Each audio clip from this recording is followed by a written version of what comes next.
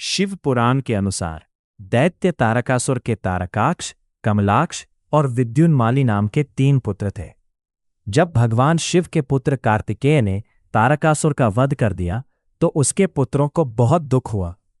उन्होंने देवताओं से बदला लेने के लिए घोर तपस्या कर ब्रह्मा जी को प्रसन्न कर लिया। तब ब्रह्मा जी प्रकट हुए और उन्हें वर मांगने का कहा। इस पर उन तीनों ने अमर होने का वरदान मांगा। ब्रह्मा जी ने कहा कि वो यह वरदान तो नहीं दे सकते, लेकिन इसके अलावा कुछ और वर मांगना चाहे तो मांग सकते हैं। ब्रह्मा जी के दूसरे वर मांगने की बात पर तारकाक्ष, कमलाक्ष और विद्युन्माली ने 3 नगरों का वरदान मांगा। तीनों ने कहा कि हे ब्रह्मदेव, यदि आप प्रसन्न हैं और वर देना चाहते हैं तो हमारे लिए ऐसे 3 नगरों का निर्माण करवाएं जिनमें हम तीनों अलग अलग बैठकर पूरी पृथ्वी का आकाश मार्ग से 1000 साल तक भ्रमण कर सके।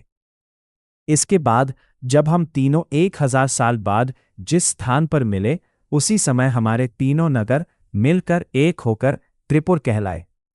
तारकाक्ष, कमलाक्ष और विद्युन्माली ने आगे कहा कि हमारे त्रिपुरों को एक ही बाण से नष्ट करने वाला ही हमारी मृत्यु का कारण बने।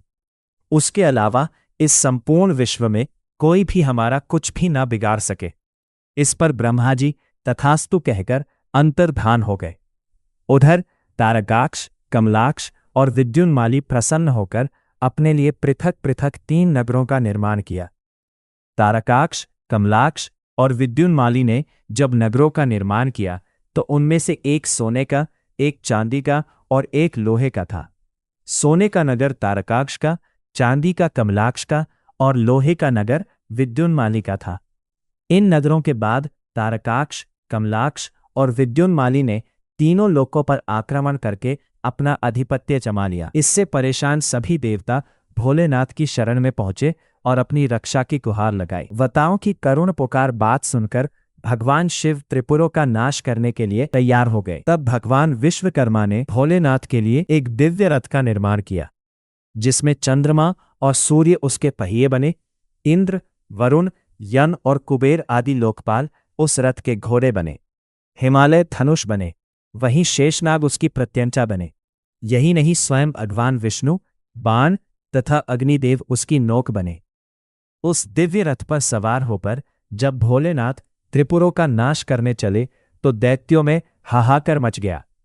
दैत्यों व देवताओं में भयंकर युद्ध छिड़ गया।